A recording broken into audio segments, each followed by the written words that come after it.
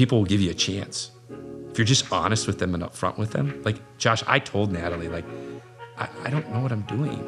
Yep. But she was okay with that. And I am forever grateful to Natalie and Sid and Christine and Eric for giving me that opportunity.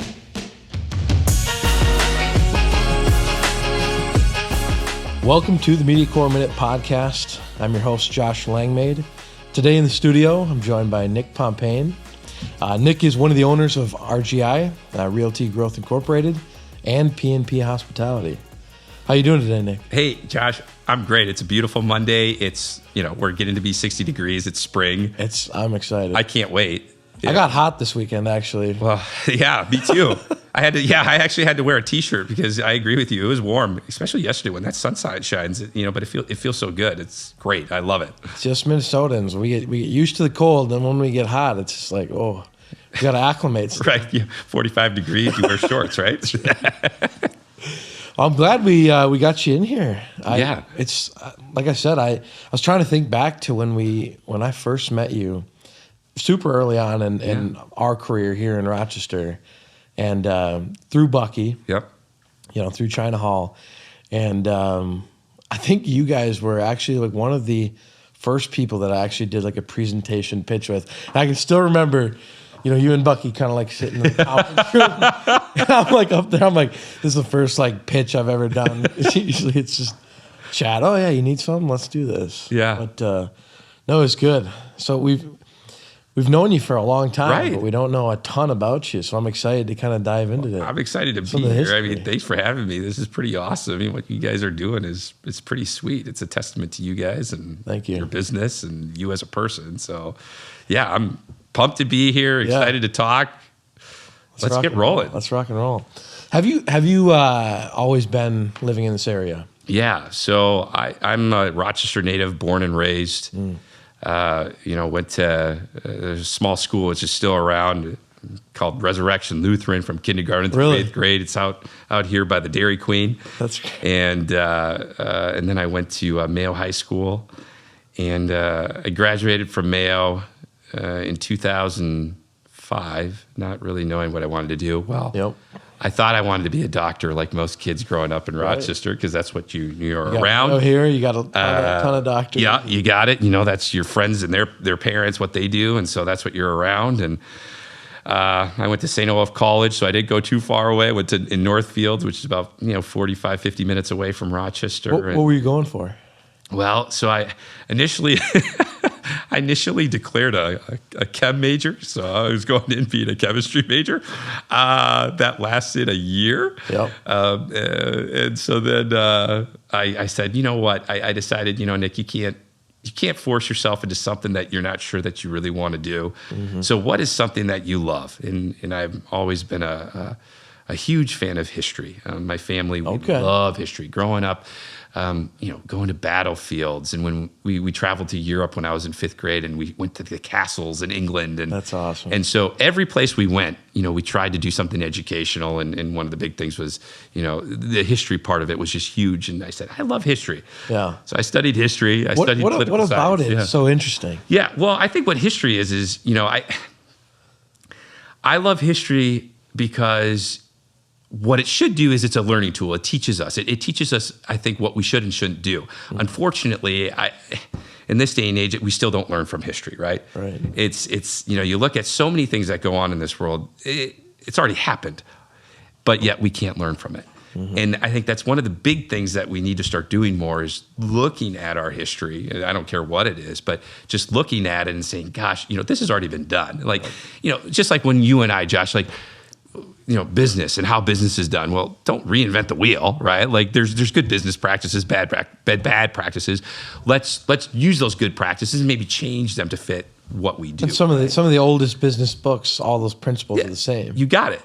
Sure, there's different technology, but like the principles are the same. That's exactly right. And so it's like with history, it's the same thing, right? But yet we keep seeing the same problems over and over and over again, maybe at a larger scale or a little bit different, but it's a little disheartening that it's there for a reason and we don't use it. But that's one of the things I really loved about history. Of course, I loved the people aspect of it. I loved learning about the people and and the things that went on and how people did things and, wars, of course, battles, things like that, just, being into that kind of a thing. But, that's where it took me. And, I studied political science too. And it was like, well, what do I do now? Right. Mm-hmm. So I come to my senior year in 2009. And it was kind of like that. Oh, what am I doing? Right. I'm what do you do political with science and history? Yeah. Like I can write, I can read.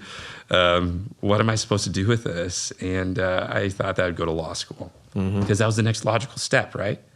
But logical isn't always the right answer. Right. And it took me a year to figure that out, Josh. And but it's part of my story. Right. And, it's made me who I am. And, I had a father who had a great business in real estate here with Realty Growth. My dad started it in 1978. Was he always doing that kind of? So yeah, my dad's story is a whole nother thing that we could talk about. We could probably use a whole episode to talk about my dad because his story is absolutely fascinating. Mm-hmm. A guy that wasn't supposed to live past the age of 14, wow. And Mayo Clinic saved him, literally saved him. And he didn't know what he wanted to do either. And he started off actually doing microbiology, and that lasted a year. And it's kind of like my story a little bit. It's funny what you learn. Yeah. When you do it, you're like, okay, it's interesting, but I don't think I'm going to do this. Yeah. And the whole reason behind that for my dad was because my dad was working in the lab at Mayo after his freshman year of college. And my dad was a little bit older because he had a kidney transplant. So everything was kind of pushed back for my dad in regards to college. And he was taking the summer and he was working at a lab. And because my dad was so young on the transplantation side of things, Mayo didn't know how my dad would respond by working with all these, he was working with all sorts of microorganisms and stuff, and they were like, you can't do this. So my dad literally stopped. He dropped out, didn't know what he was going to do, and he found an ad in the newspaper for a residential real estate agent. No way. And that's literally how my dad got started. So his journey is completely crazy too. And like I said, we could have a whole episode on my dad.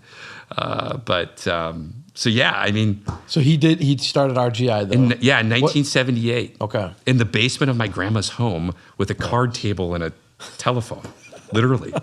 And I actually it's really cool. My grandma made like a scrapbook. I saw that. Yes. And I call it like the Bible. Yep. And it's so cool because like on the very first, my grandma even like saved like the Articles of Incorporation. And it's literally a 1-page document. And it's like, wow, like this is I history. wish I had more of that stuff. Yeah, it's so cool. And then like all of the clippings and stuff that my dad did, it's like, wow, my dad did that. Like, and a lot of in the beginning, it was houses because that's what he was doing. And then it moved on to commercial. So growing up, were you did Dad take you around and kind of show you the business or what? So that's one of my fondest memories. And, when I say I grew up in the business, I really, truly grew up in the business. And so my grandma was the secretary. Mm-hmm. And our first office was on 2nd Street. It's where Crystal Dental currently is. Okay, yep. So the Vazdavs actually bought that from my dad in, it must have been 2002, 2003, something like that. But as a kid, I obviously have the highest regard for my father. And Absolutely. Even as a little kid, I loved my dad so much. And my mom was a nurse up until I was 4 years old. So childcare, meant going to the office. Yep. And so I had a suit. And I would dress up just like my dad. I would wear a suit and a tie. And I would go into the office with my dad. Not all the time, because I don't think my mom was full-time when I was 3. That's really the first time I remember going to the office. But I would go to the office because that was childcare, because grandma was there and dad was there. And if dad wasn't on the phone, I'd go sit in his office and, color, whatever. Mm-hmm. And when my dad was on the phone or in a meeting, I'd hang out with my grandma in the foyer area. And, back then there was typewriters. And so occasionally when my grandma wasn't typing a letter or something, I'd be able to go on there and, just bang on the typewriter a little bit. And is there a picture of that in the scrapbook? I wish. Little, well, we definitely, I do have a suit? picture of myself in the suit. Yes, I do have one of those. Yes. Just not at the office. But yeah, so that's like my earliest memory. And then Josh, on like, even like on the hotel side of things, my family's been pretty involved in the hotel business for a while. And that was just kind of on a whim. You know, my dad never ran a hotel. My dad never worked in a hotel. But when you're in business and you understand business, you really can do anything. It's just about finding someone that can operate it for you, right? And my dad was really, really good about that and really good at finding the right people. But the hotel that we've owned since 1983 was the Brentwood Inn and Suites. And that's right downtown. And I remember as a kid, on Saturday mornings, my brothers and I have 2 older brothers, we'd go to work. Well, my grandma worked there also on the weekends to make extra money, and she worked at the front desk. My dad would work on all the accounting stuff and paying the bills on Saturdays. And my brothers and I would go look for loose change underneath the pop machines with like flashlights and like yardsticks. And my job when I was young, like really young, like 3, 4, was I would go up with my grandma at the front desk. And at that time, you know, there's registration cards and sticky notes. And my grandma would tell me to write the numbers of whatever the room number was. So she would say, okay, Nick, this person's going to go to in room 235. So I would write 235 on the sticky note and stick it on the registration card. And that was my job. And we would do that every Saturday that we were in town. And that was a very special thing for my brothers and I to do that with my dad and to also be around my grandma. And at the time, I didn't know what the purpose of this was, right? Absolutely. I didn't know. Like, I just thought it was something fun that we do, because then afterwards, Josh, my dad would take us to the baseball card shop and then also the coin shop and the bank. So we would get paid. I think I usually get like $2, $3. And we'd be there for a couple hours, right? And my dad would take us to the bank and we'd put half of the money into our bank account. And then the other half, we would go to the coin shop and the baseball card shop. And that was our Saturday. But I think what my dad was teaching me, like I said, I didn't realize it at the time, was, you know, learn business, understand business, get exposed to business. But also for me, I think it was more so of being with family and the importance of family. And I didn't realize that, Josh, of course, you know, and even like when I look back, I don't think I really realized that till probably 5-10 years ago, where it's like, why was my dad doing this? Right. Yeah, of course it was to get us out and to expose us and things like that. But I also think it was hey, you know, stay close to your family. Do you see that though, like now that you're having kids? Yeah. And like you can go, okay. Yeah. He was keeping us like involved. He got to do business, but still be with his family. Yeah. And he was able to like educate us too, Josh. And like, it was just really cool in those times.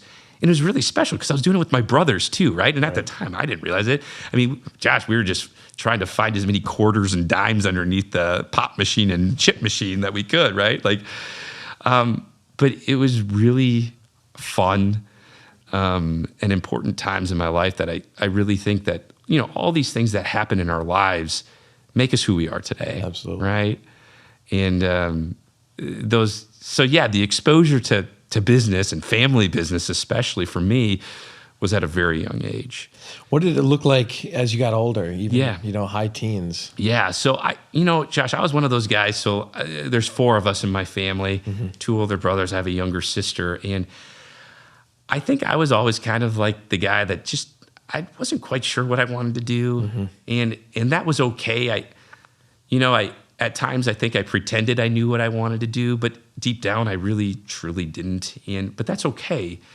And, you know, in my teen years, I always thought, man, what Dad does is pretty cool, right? Like this real estate thing is pretty cool. And I would go into the office occasionally, like in the summers. I always worked at the Brentwood in high school during the summers.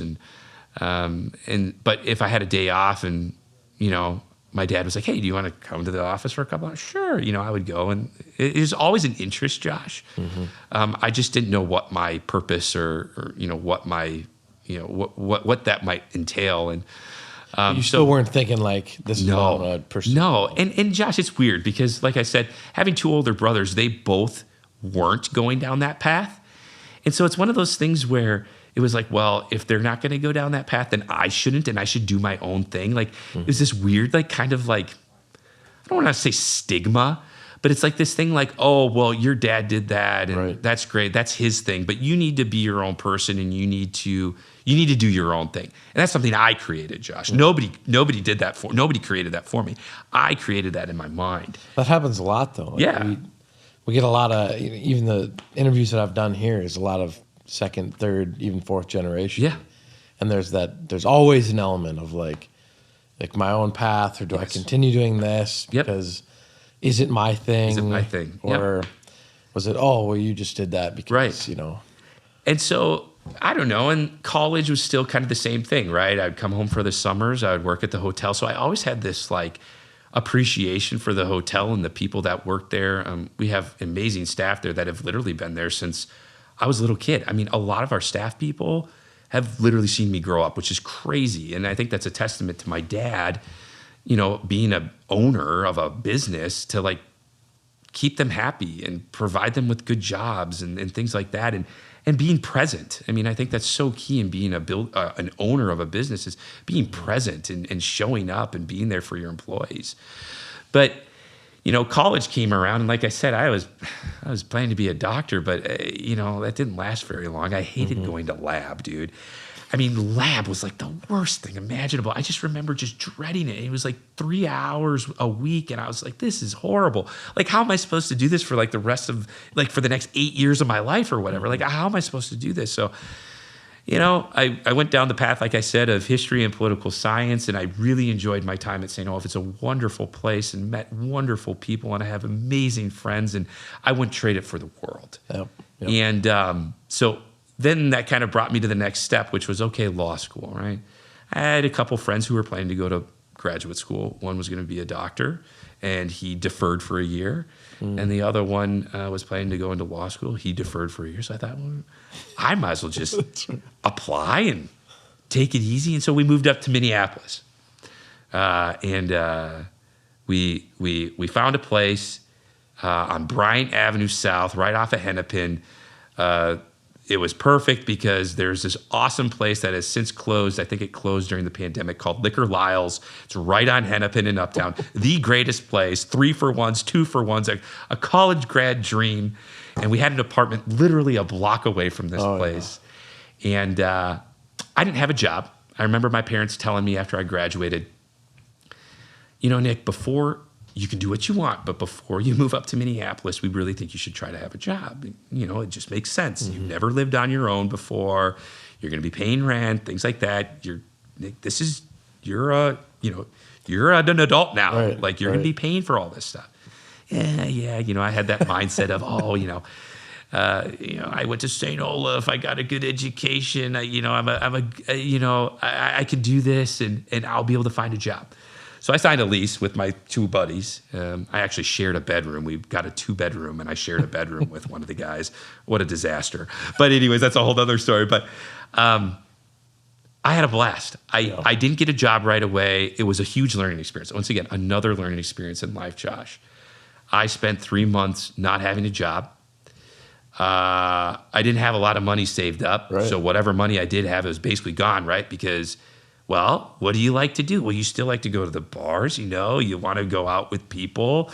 You got to pay rent. You got to pay your car payment. You got to pay your insurance. And that was a huge learning experience for me. What were you doing during the days though? So I was That's a lot of time. I was like applying for jobs. We lived really close to Lake of the Isles. And so I would go running. I got into running. I'm not a runner anymore, but I really got into running. Well, it's like, what else was I supposed to do, right? And I was just trying to interview. And the thing is, I think I was looking too hard, Josh, because I had this idea that I had to do something that was, in my view, acceptable for a college grad. Well, what I didn't put into perspective was 2009 was the worst time for college grads to graduate from school for jobs. And I didn't think about that. And so I was applying for, these professional jobs that, Josh, I didn't have a chance. And so eventually everyone was looking for stuff. Yeah. So eventually, Josh, I said, okay, I need to get a job. Yep. And I said, well, what do I know? I mean, I worked in a pizza place.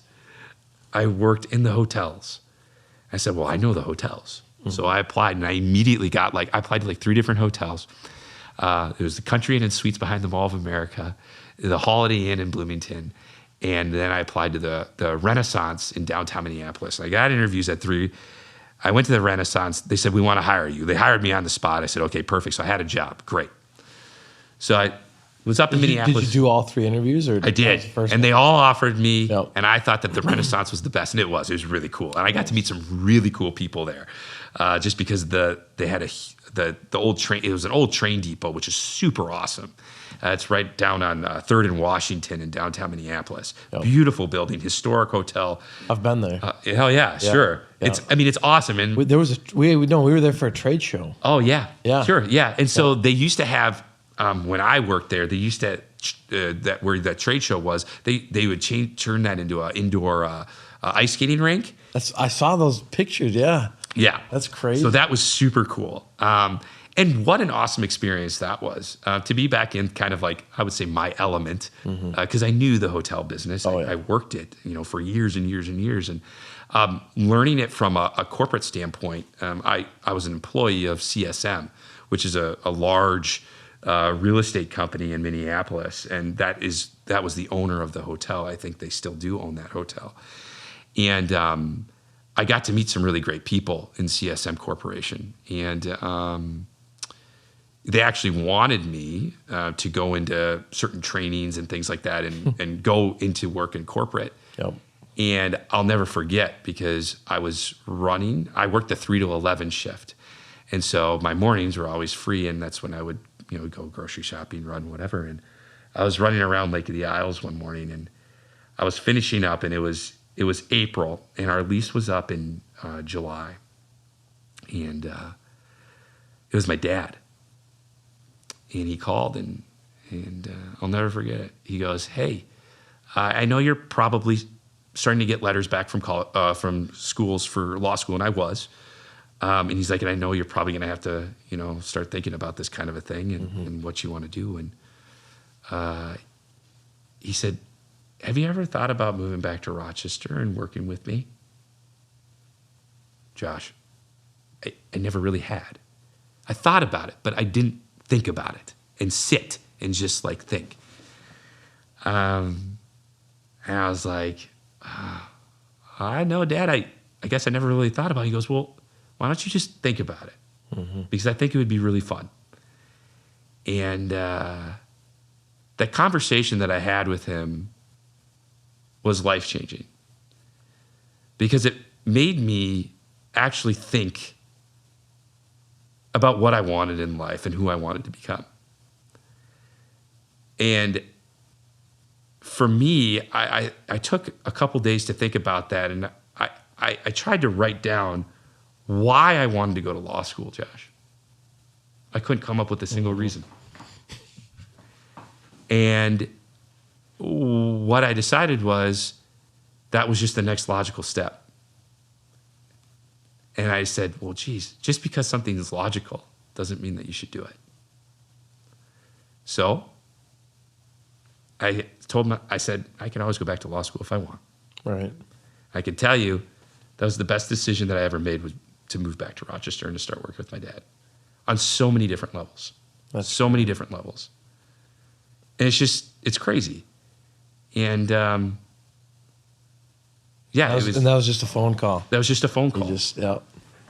And yeah. But it almost jumped you out of, just the path of going through the motions. Yep. And it was just a simple phone call, Josh, that made me just take a moment to think about, what am I actually doing? So I love that. And here we are. Yep. However many years later, that would have been 2010. Yeah, that would have been 2010, spring of 2010. So 12 years later, here we are. Yep. That's crazy. Yeah. So you go back. Yeah. Come back to Rochester. It was crazy. My brother and I bought a duplex, which we still own on 7th Avenue Southwest. Nice. We got it all cleaned up and move-in ready.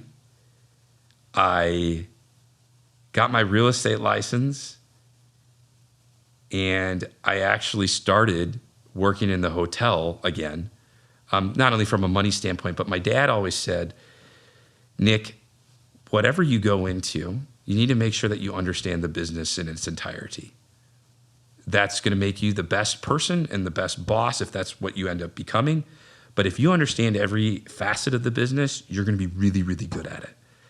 And so I knew like the front desk stuff because I'd been doing that for years. But I didn't know anything about maintenance. I still don't.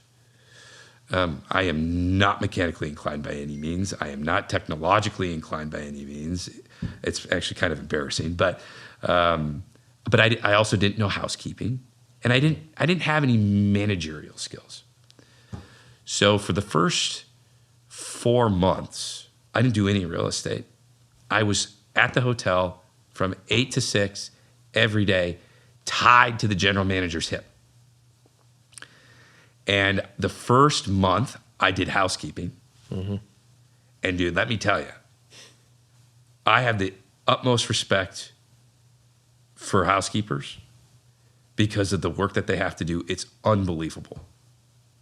I was a fit 22-year-old, 23-year-old, and I would go home every day sore and sweaty and being like, this is crazy how hard this work is. But it taught me, once again, it was another learning experience of, this is really difficult work. And the people that are doing this deserve more. Mm-hmm. And it gives you a whole nother level of respect and understanding of what these people have to go through on a daily basis because it's a lot of work. So I did housekeeping for about a month, learned that. And then I went on to maintenance. Now, thank God there wasn't much to do with maintenance. My job in that area lasted about 2 weeks, but I went around with one of my dad's partners at the time who loved that kind of stuff. And I created a manual of like all the different systems. So anybody, if there's an emergency, like a shut off or whatever, here's the electrical panel. If you need to turn it off, I created a manual. So anybody, it doesn't matter who you are. You could be like me, who knows nothing about anything. You could pick up this manual and you could take care of the issue. Yep. So that was kind of you don't want me touching any of that stuff. So I can create a manual. That's good. And then it was literally just learning how to be a manager, learning how to lead. And I would reconcile the bank accounts by hand every month. That was crazy because that would take a couple hours. I learned the basics of QuickBooks with her, the manager. I would go to, at the time, I think they do have it still. It's called Hospitality First. It was like a round table of all the hoteliers and GMs in the city, and they would get together on a monthly basis and just talk shop. So I got to meet a lot of great people in the business. And one day, honestly, the general manager, I went into the office and she was there, and Sharon goes, okay, I have nothing for you. And I was like, what? She's like, you know everything that I know, Nick. She goes, so I talked to your dad and that's it. I was like, what do you mean? So I called my dad up. I'm like, Dad, like, what? He's like, well, you got your license, right? I'm like, yeah. He goes, where are you? Come to work. Let's go. Come on. And so that started then the real estate career began. And I was very fortunate, Josh, to work alongside my dad for, towards the end there. My dad spent a lot of time in Florida. He and my mom, they would spend, 3 months down there, 3-4 months. And so, and my dad was, semi-retired. Yep. But he would still show up. But those years are years that I'll never forget. I got to spend a better amount of a decade with him, essentially working side by side every day. So he really mentored you. He really mentored me. Yeah. He mentored me in everything, Josh. Mm-hmm. More than just business. He mentored me in life. Very special guy. Mm-hmm. Who meant a lot to me and to a lot of people. And he did a lot. And for a guy that essentially had a death sentence at the age of 14. To do what he did, and to do it so humbly, and to do it so gracefully, it's unbelievable. And to take care of the family the way that he did, and to take care of so many people with gift of life, it's remarkable. And excuse me, sorry. No, I never had the opportunity to meet him, but just being in Rochester and talking to a lot of people, you know, his name comes up quite a bit, and just the sheer amount of people that just loved him, Yeah, and respected him, yeah, at a really high level. he's just a really good guy. Yeah. And he had a larger than life personality, even though he was this short 5'4", 5'5" guy, and he was just a wonderful person. And those years were some of the best years of my life, learning a lot from him. Everything I know is from my dad. Of course, my friends have taught me a lot too, Right. The importance of life and the things that are important in life, your friends, your family, your faith, those are the things that are important. And everything else is just it's noise, right? And I know that as individuals, we know that, but, we have to remind ourselves of that, to I think, recenter us and refocus us. And my dad was definitely that guy who could always rein me back in and say, Nick, but just remember, what's important. And so, yeah, I mean, my real estate career just, I'll never forget when one of the first days I walked in. This is just my dad. He is just like, dude, I didn't know what I was doing. I had my license, right? And so I walk in, I go into his office. Okay, Dad, here I am, right? I was told that I'm done at the Brentwood, so now I'm here. He goes, okay. So he got up off his desk, and he walked me literally right across the hall. He goes, well, here's your office. This is his closet, essentially. It's like, here's your office. He goes, there's a computer, there's a phone, go. Literally, that's what he told me. And I go, Dad, wait, Have at her. what am I supposed to do? He goes, I don't know, Nick, start picking up the phone book and make phone calls, try to make connections. And so I was like, wow, all right. And I remember then going to lunch, and I was just like, Dad, this is really intense. Like, how am I supposed to, I don't know anybody. I don't know anything. Like, how am I supposed to do this? And he's like, Nick, it's all about networking, who you know, like just talking with people. He goes, you're good with people. You're good with people. You're going to meet people. This is going to be a great occupation for you. He goes, I know it is, Nick. And so literally I was then tied at the hip with my dad for the next year. I remember my first year, we had the management side of things. And so my dad wanted me, he thought that'd be a really great way to learn. And it was a way for me also to make some money. Yep. Because he did tell me, he goes, Nick, I'm just being honest. He said, Nick, you're probably not going to do a single sale your first year. He goes, it's just the way it is, Nick. You got to meet people. Like, it's nothing wrong. So he's like, why don't you start working on some management first? You can make some money. You can also work on deals. Hopefully you can get a couple. That'd be great. But just, if you don't be discouraged. So I started off doing property management, which was very helpful because it, once again, was a huge learning experience on how to deal with people, how to look at contracts. I had never done that, Josh. I had no clue. And so that was a great way, and I'm very grateful for that experience because I had to deal with a lot of interesting things and situations that I wouldn't have otherwise. Mm-hmm. And once again, so that helped me become the person that I am today. Helps you to understand people, helps you to listen to people, helps you to learn people's stories and see where they're coming from because it's so important. We're all different. We all come from different backgrounds. We're all in different places in life. And so I did that, and that was a really good experience. And my first deal was a lease deal. And actually the group is still there. We actually represented the landlord, but I think it's called Great China or something. It's in the Silver Lake Shopping Center. Okay. That was the very first deal that I ever worked on. And it was great. My dad was friends with the owner, Chuck Page and Hart. He has since passed, but wonderful guy. And he was so patient with me. And it was just a really good experience because Chuck had been in the real estate. He was an IBMer, but he had real estate investments for a long time, knew real estate just as well as anybody. And, he was very kind to me, very patient with me, but I was able to get that. It was a small space. I want to say it was like 1,000 square feet. And they're still there. It's great. Yeah. Yep. But where things really started to turn for me, Josh, from like a sales standpoint was I went to it was a Pulse Bulletin networking event at the country club. I didn't know anybody there. I knew no one. Once again, new to the business, not a clue. And this is another one of those moments that I'll never forget.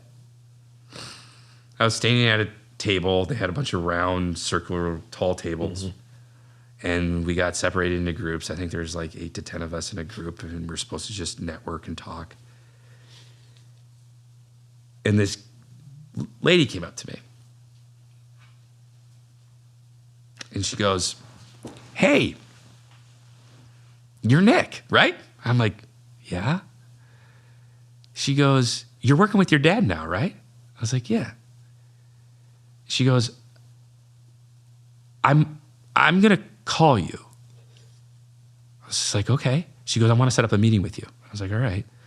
I was wearing a full suit and I'm nervous. I sweat the way it is. I'm a sweaty guy. And so, now someone's asking me for a business card and I reach into my pocket and I grab a business card. It was Natalie Victoria, owners of Victoria's restaurant, Tap House, and now what will be Sorelina's. And that catapulted my career. And why I say that is, so I called her. I was nervous as hell. I called her and she said, "Hey, Nick, my business partner and I have an idea and we want to talk to you." Here I am once again saying, I don't know anything. So I remember I brought in my dad in the initial meeting because I didn't know anything. But they wanted to talk to me. Mm-hmm. And what was discussed was, I remember one of the first questions Natalie and Christine asked me was, "Nick, what kind of places do you like to go to?" And I said, "Well, what do you mean?" She's like bars, things like that. What do you like going to? And so I kind of described, the places that I like to go, and she's like, "Great." She goes, "This is great." And we probably talked for, I don't know, I would say probably about an hour. And when we left, she goes, "You got to find us a building because we want to do a bar lounge. You got to find us a building." Great. Oh my gosh, it's like I hit the jackpot, right? And so Jeff Brown Sr. had the former Height and Randall building on 3rd Street listed. And it looked nothing like how it looks today. There was an apartment upstairs. It was really choppy. And there was a restaurant there at the time. It was Jasper's. Cynthia Dobby's husband was the owner of the restaurant. Mm. And we made an offer. I think we got a counter offer. And in a couple days, I had my first sale. Executed. It isn't closed, but it was executed. And man alive, was I happy. And I remember writing up that contract. I had no idea what I was doing. I had to ask my dad. My dad sat next to me probably for 2 hours helping me write this contract out. And, that was also another moment in my life where I was like, okay, A, I can do this. B, there are people out there that will help. And C, people will give you a chance. If you're just honest with them and upfront with them. Like, Josh, I told Natalie, I don't know what I'm doing. Yep. But she was okay with that. And I am forever grateful to Natalie and Sid and Christine and Eric for giving me that opportunity. They worked with a guy who knew nothing. Yeah, I had the resources. I had my dad, and they knew that. Mm-hmm. They knew that. But they wanted to work with me, and they wanted to take a chance with me and on me. And it paid off. Now we've done, 4 transactions together. We've grown together, not only from a business side of things, but a personal and friendship. And that's one of the things that I really love about this business is it's more than just helping someone find an investment or a building that they can go into or whatever. You're building a relationship with them and they're becoming part of your journey. And quite frankly, I consider them part of my family. Mm-hmm. And that's what I love.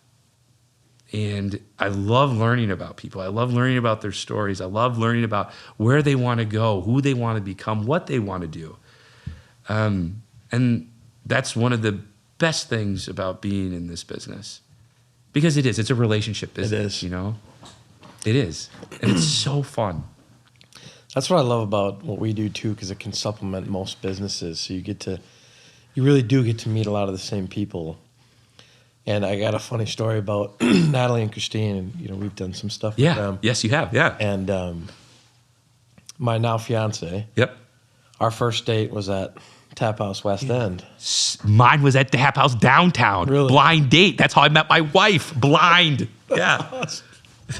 So right before COVID, they're just opening up. Yep. All the hype. Yep. Super busy. I didn't get reservations.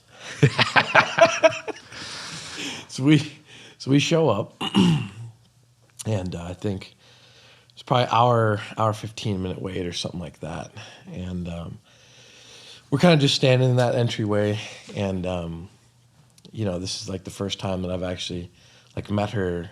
And she's like, "Well, do you want to wait?" I'm like, "Yeah, we could wait. We could possibly check out some other places." She's like, "Well, do you want to just grab a drink at the bar?" And the bar is packed. The entire place is packed. It's just absolutely wall to wall.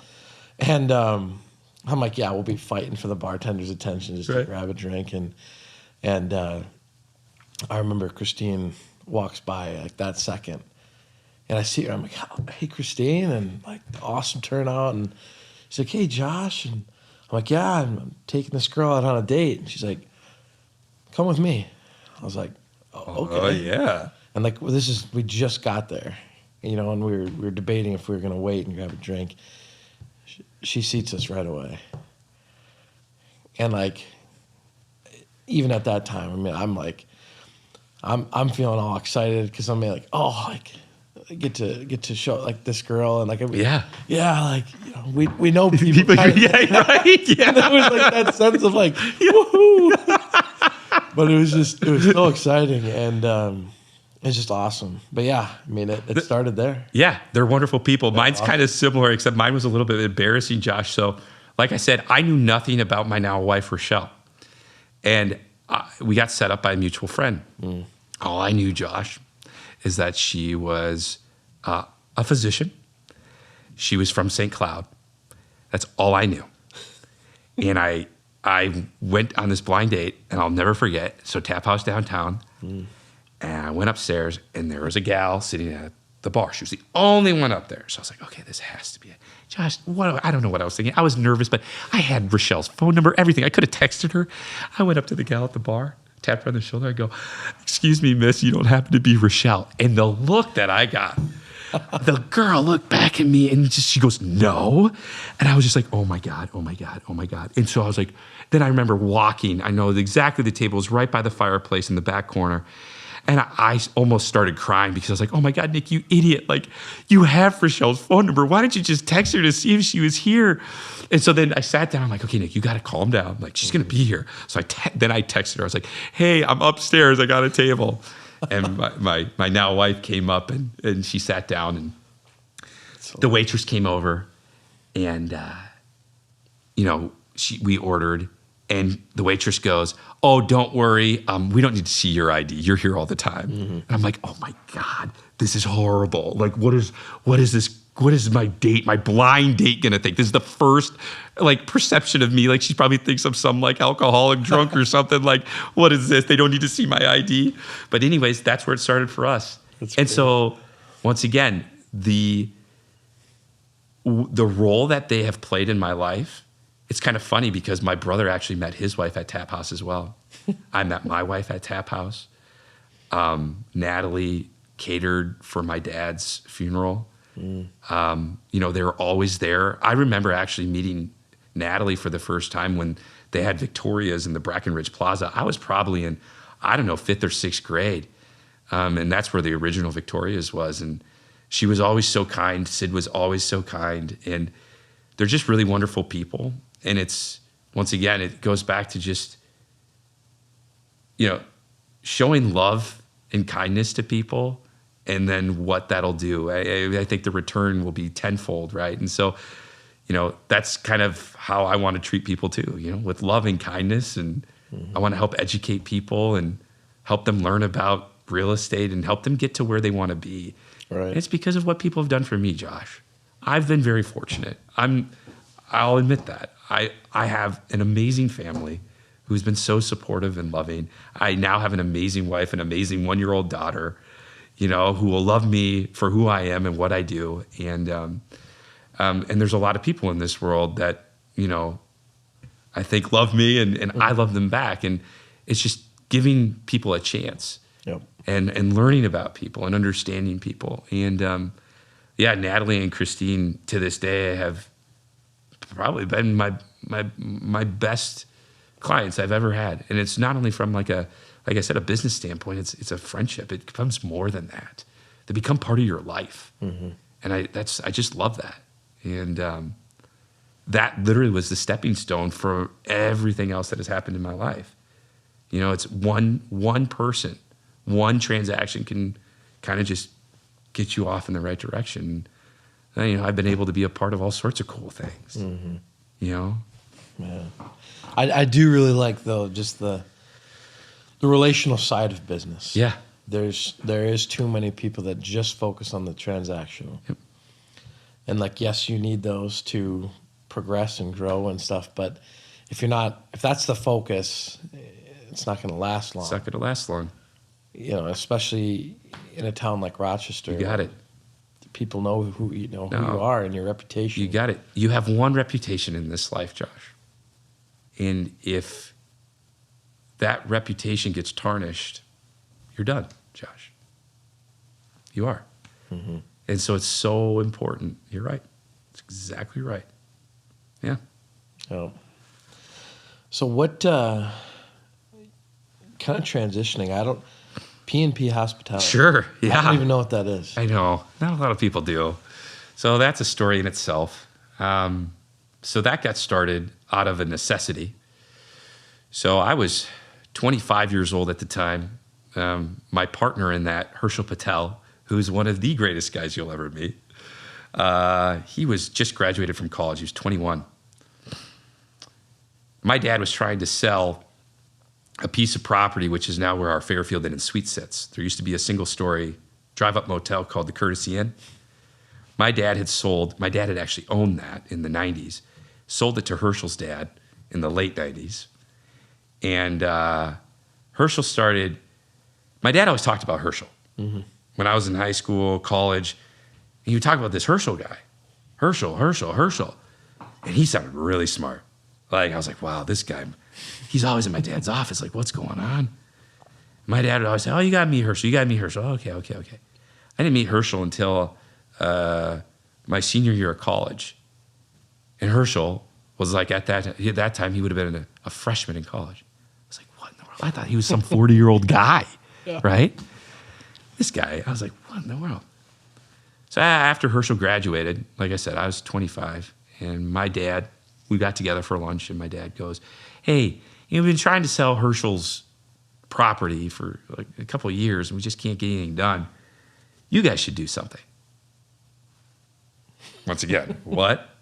Like, okay, I just got started. You know, I've been in the business for like 3 years, and I don't know anything about development. I don't know anything. Herschel just graduated from college. Like, what do you mean? No, you guys should do something. Okay. So we initially, it's kind of funny. Initially were planning to do a home 2 suites. And at that time, there were only 8 home 2 suites in the world. Wow. And so when Herschel and I made the pitch to investors, so what my dad did was, we didn't know anybody that had money. Yeah. Yeah. My dad said, hey, look, here's a list of people you should talk to. Put together a pro forma, put together what the hotel might look like, just put together a little package. You guys have to make the presentation. I'm not going to be there. You guys, hear their contact information. I did preface that you'd call them. So you need to call them. So we called them. We set up, I think it was probably about 6 or 7 meetings. And we pitched. We didn't know what we were doing. No idea. And this is a huge learning experience again, Josh. We didn't raise the money. We needed to raise, I think it was $2.25 million for a home 2 suites that nobody knew what it was. Yep. And that was the biggest thing. It wasn't that people weren't interested. The biggest comment was, I don't know what this is. And that makes me nervous. I don't know what I've never stayed at a home 2. So we had one person commit. One person had said, yes, I will, whatever. I'll put some money in. Well, we had a note. We didn't have a project. I remember Hirsch and I were devastated. Our dads were instrumental again in saying, you guys, you can't give up. You guys can do this. You just need to maybe retool it. Maybe you think there's a different flag. Look out and see what else might be out there. So that's when we land on the Fairfield. So we applied for the Fairfield flag. We retooled the projections with what we thought we could do as a Fairfield. We got all that information and put together a new packet. We went back to the same exact people and we raised the money in a week. Wow. $2.25 million we raised. What was that 20-year-olds. What was that like? When they started saying yes. It was one of the most incredible feelings. I mean, I just remember being so, you felt so accomplished after being defeated. I mean, Josh, after that first round, I think we took a good 4 or 5 month break because we were like, oh, we can't do this. But our dads continuously told us we could. And when we did it, it was like the greatest feeling in the world. So then started that, that whole process and that whole learning process of, how do we build a building? Was it intimidating with that many investors and that kind of money? Super intimidating. Yeah. And for them, once again, putting the trust into these younger people that, we were very honest with them. We said, we don't have experience in building a building, but we'll get the right people. So we hired, his name is Ron Kreinbrink. He used to be the president of Weiss Rochester. He was a family friend. He had just retired, and he wanted to help us. And so we hired him as an owner rep. And it was amazing.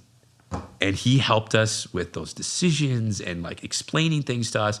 It just made the whole thing go so much more smoothly because we didn't know anything. Right. And so it was a huge learning experience, and it was awesome.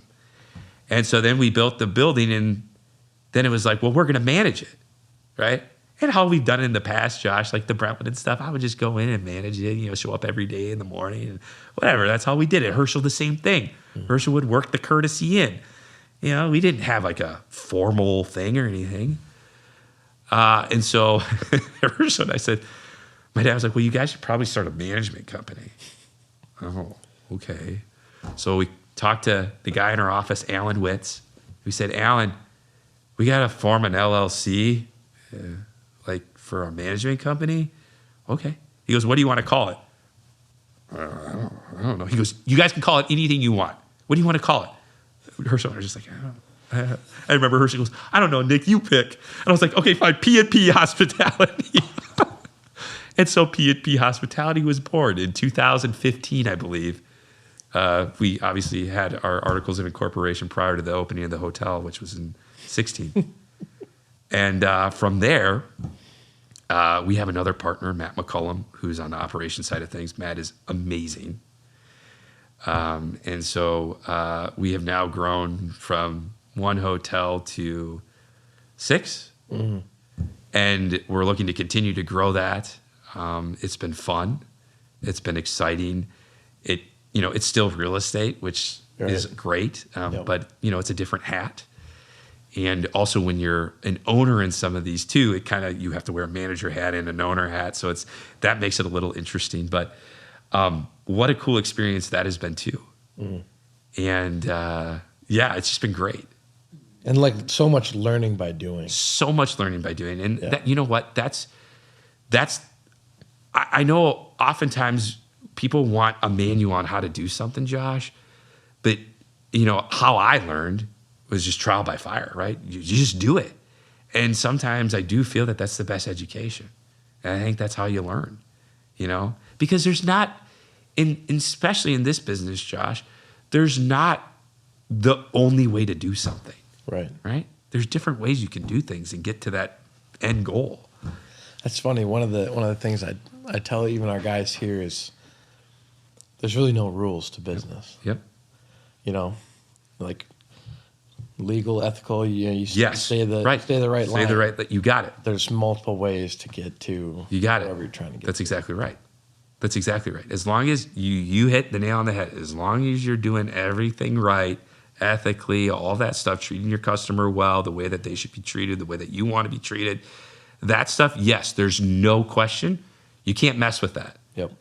But all this other stuff, it's whatever you make of it and how you want to do it. Mm-hmm. And I know for some people, especially in like the sales role, that bothers people. Well, what do you mean? You should be able to tell me how this transaction is done. I can't tell you how that transaction is done. Every transaction is different. Yep. Every person is different. Every transaction is different. It's not going to go the same way. It's just not. That's another reason why I love this business. I think it's cool. It's a challenge. You see something new every day. And that's why I like the hotel business too. I like being part of that too. There's never a dull moment in my life. And I love it that way.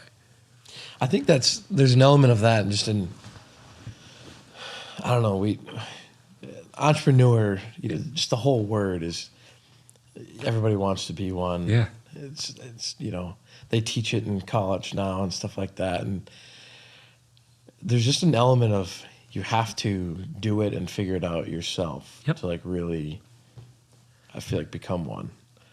I can't like learn this and then just, oh yeah, I'm an entrepreneur. Right. Now. Like you have to do it and That's figure exactly it out, right. Struggle and fail, and then get past all those failures and then come out stronger. You got it. Yeah. And that's how you learn. And what I've learned throughout these years too, Josh, is that, excuse me, don't make a permanent decision on a temporary feeling.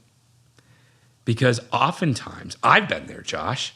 I remember my first year of real estate being like, what am I doing? Like I was ready to quit, Josh. Mm-hmm.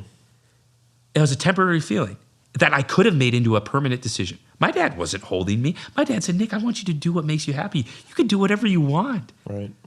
If this isn't working, that's fine. That's okay.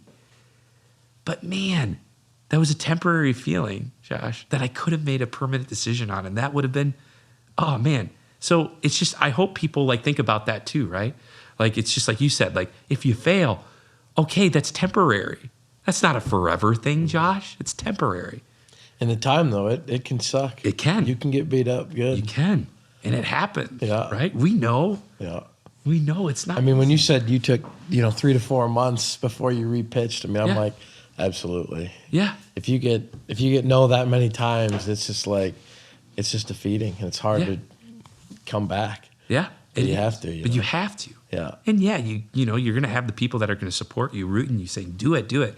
Like I said, Herschel and I are very fortunate to have our dads say, do it. You guys can do it. I still like how they were supportive, but they like pushed you guys to do it yourselves. Yeah. That's so important, Josh. And that was one of the greatest learning experiences. I mean, especially with that development. And then, once you did that first one, Josh, the ones that followed were easy. Well, not easy, but easier. Right. Easier. Yeah. A lot easier. But yeah, it always, once again, in my life, Josh, I've been very fortunate.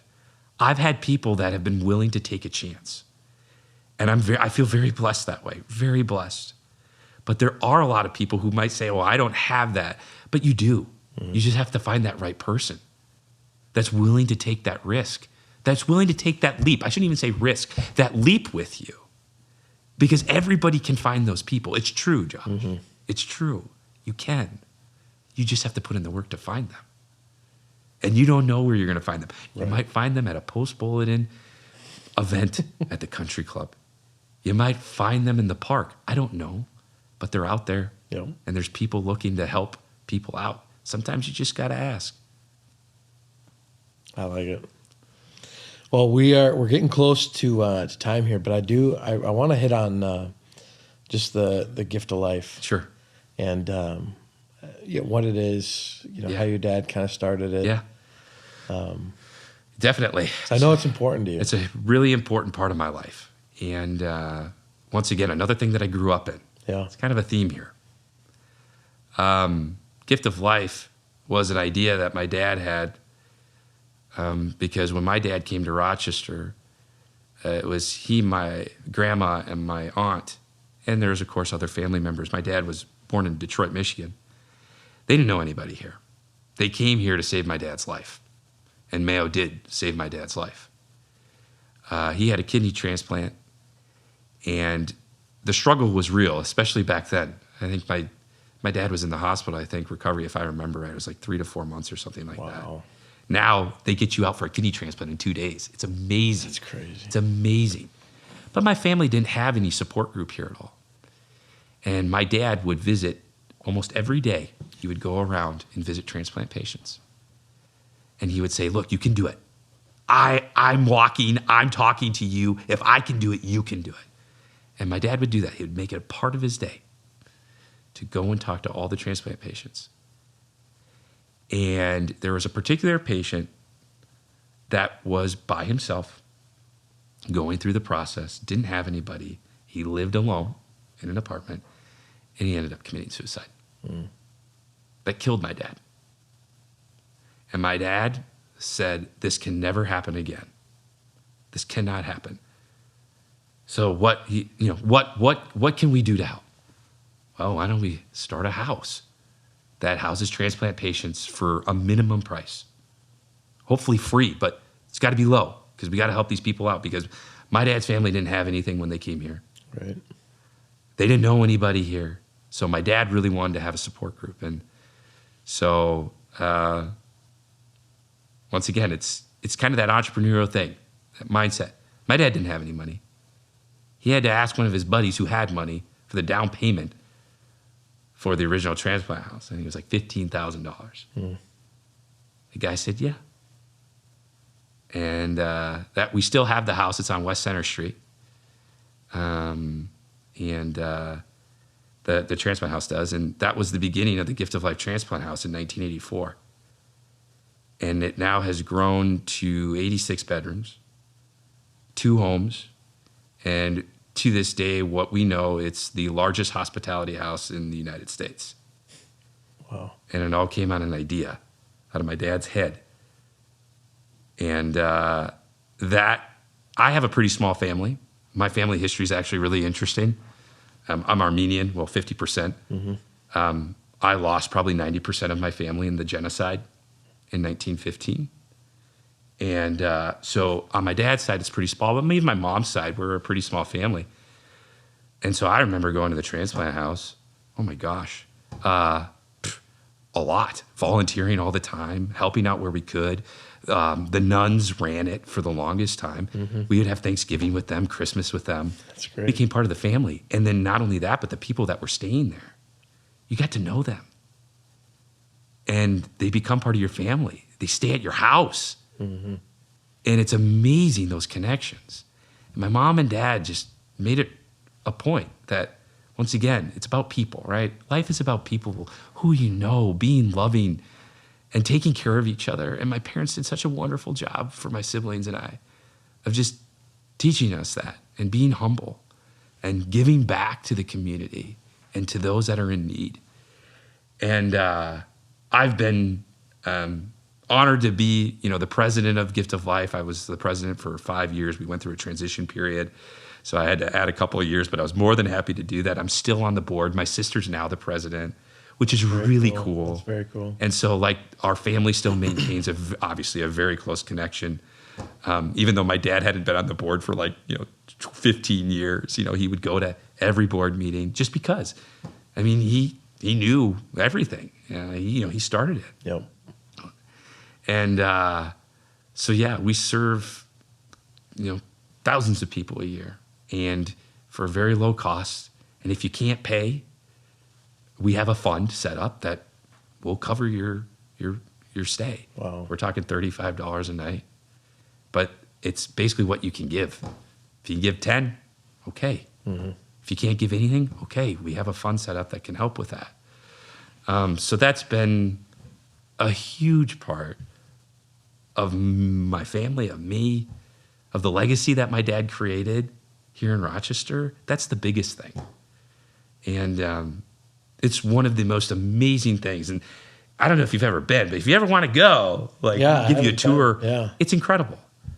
The thought process behind it and how everything works, it's about as perfect as you could possibly have something. And that's kudos to everybody that's worked on that. I mean, the board, oh my God, I tell you, the board dies. They bleed gift of life. And it's an incredible organization because it starts from the top down. Our executive director, Mary, oh my gosh. I remember my dad said, so like I said, I told you the nuns were the executive directors for the longest time. And when Mary was hired, I remember my dad being like, oh my gosh, she reminds me of Sister Margine. She reminds me of a nun. Mary's not a nun, but that's what she reminded my dad of that. And it's where we have gone and where we're going with that organization as well. It's incredible. And it's really exciting. And we're actually looking at doing an expansion, believe it or not. We're looking to raise some money. So if you know anybody, that can give a few bucks for a great cause, we're looking at adding 36 more bedrooms. Wow. And what an amazing thing that's been. And we helped set up the transplant house down in Scottsdale, helped set up the transplant house down in Jacksonville. We're not affiliated with them, but we helped set them up. And the nuns did actually, and my dad and some of the board members at that time. And so that's been another part of my journey. And I'm forever grateful for that because of the people that I've met and the stories that I've been able to hear, the laughs I've been able to share, the tears I've been able to shed. It's something so cool and so special. And, my wife, my siblings, their wives, their children, my child, Nadia, they can enjoy that too. This is a legacy for them too. Something that they can go to and say, look, I can continue to better the community to help those in need. We're a nonprofit, 501c3. So it's an amazing thing and very fortunate, very proud, humbled to be a part of it. Yeah. So I love that. It's I still think it's really interesting how your dad, his brain was wired in a certain way where see a need. Yep, see a need. You got it. And you can turn that into a business that generates revenue, but you can also, like your dad did with Gift of Life. Yep. There's still a need. There's still a need. Wasn't in it to make money. Nope. But he could still do something with the knowledge that he had. And the impact that has had is far greater than any business deal or business that you could ever start. And that's what I want to leave on this earth. Josh, when I think about this, and I don't mean to get sentimental or serious, but when I think about life, I do that a lot. Life isn't about money. It's not about closing this deal, that deal. Sure, is that helpful? Of course, Josh. Allows you to do things, right? What life's about is this kind of thing. Yep. Having a conversation. It's about friends. It's about family. It's about doing good things, doing what's right. Those are the things that we're going to remember. The experiences that we had. Josh, doing this, like I said, sitting here, having this conversation with you. These are the things we're going to remember, and it's going to make us smile. We're not going to remember, I shot that video in Miami, Florida, or, I did that deal on, whatever. Those aren't the things that we're going to remember. It's going to be things like this. Things like Gift of Life. Things like helping out that person when you didn't need to. That's the stuff. Yep. That's what life's all about. So what's the future look like for Nick? Well, I can say the future's really bright. We have an awesome team. I have awesome partners in Realty Growth with Bucky and Dylan, and we have an awesome team. Our team at Realty Growth has never been better. It's actually, we've never had as many people. This is the largest we've ever been. So it's kind of scary, but at the same time, it's like, yeah, but this is a huge opportunity, right? Yep. And so I see expansion. We've already expanded into South Dakota on the management side of things, which is huge. And that was out of necessity. Once again, Josh, a lot of the things in my life, you just, like we talked about, you just have to do. You don't have the answers. You don't have things set up. You don't know what's going to happen. You just have to jump and do it. So I see more of that. I see more expansion. On the P&P side, I would also see expansion for sure. We have some great partners with Aladdis at the Berkman, with Agave at the Brentwood. These guys can do serious stuff. And I don't know where that's going to take us. I don't know where it's going to take that side of the business. I mean, those two alone could catapult us to crazy, crazy, crazy things. And on Gift of Life, since those are the three things we talked about, Gift of Life is going to be fantastic. And we're looking at doing an expansion right now, and I see that happening. We just got to raise the money. That's the big thing. From a personal life, or personal standpoint, continue to be the best husband and dad I can be. I love my wife more than anything in this world. She's amazing, supportive, beautiful. Any word in the book, I mean, now having a fiance and getting ready, it's amazing. She's your better half. She's my best friend. And I have a wonderful, cute, little, beautiful daughter, Nadia. And hopefully, we could expand our family a little bit. Absolutely. And, on the friendship side of things, just continue to be the best friend that I can be. Be there for people when they need me. Help people. I'm just excited about the opportunities. There's so many opportunities to grow, Josh, in everything in life. And so I just see myself continuing to grow. What does that mean exactly? I don't know. We'll see. But I'm not worried about that. Yep. Take it a day at a time. I know things are going to work out. I know things are going to be fantastic and great. I love just the gratitude, your energy. It just pours gratitude, which is awesome. Josh, it goes back to those simple principles in life. And once again, Rochester has literally given Mayo, Rochester, the community has given everything to my family. There would be no Nick Pompeian without Rochester and Mayo specifically. And so it's just a very special place. And I love it here. And I love the people here. And I'm here for the long run. And we're not going anywhere. And so, life is good. It is. It is. Sweet. Well, again, I really appreciate you coming on. I've had a blast. Thanks for having me. This is great. Sweet. No, I really appreciate it, Josh. You guys are awesome. You're awesome. Continue doing what you're doing. You guys do great work. So I really appreciate it. Well, sweet. For listeners, keep sharing this out.